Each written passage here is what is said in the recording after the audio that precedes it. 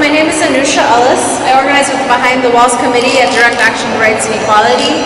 Behind the Walls is a committee of folks who have been impacted by the criminal justice system. So these are the people that I am personally accountable to and whose leadership guides the work that DARE does. So the folks at Behind the Walls spearheaded these bills and have led decision making in this campaign and around what this bill actually says. So I just want to emphasize that the original bills are truly the people's bills. They're designed by and for people who are most impacted by this legislation, and that's how this process should work from the ground up. At DARE, we recognize that the criminal justice system is one that has always been designed to suppress and control low-income communities of color. Its origins are tied up in the enslavement of Black people. At DARE, we do not believe in caging human beings, and we know that crime happens when communities are systematically plundered and denied resources for centuries. Many of the folks who have convictions today were targeted by the US government's war on drugs.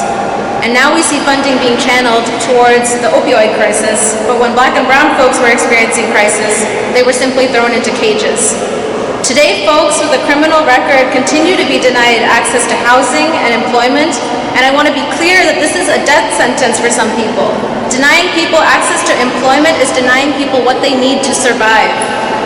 So this is a racial justice issue, and it's an economic justice issue. It's also a gender justice issue and a reproductive justice issue. Yesterday, Governor Raimondo signed the abortion rights bill into law, which is a really big victory, one that I'm personally thankful for.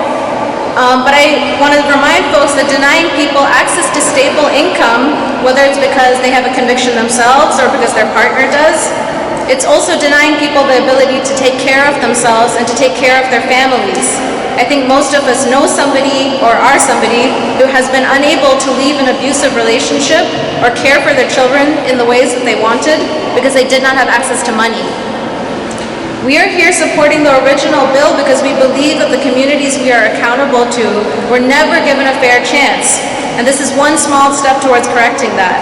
We're very deliberate about saying that this is a fair chance, not a second chance, because our communities never had a chance in the first place. This is frankly a bill that our government owes our communities. We want to urge the Senate and the House to pass the original bills without delay because our communities need these bills right now. That's right.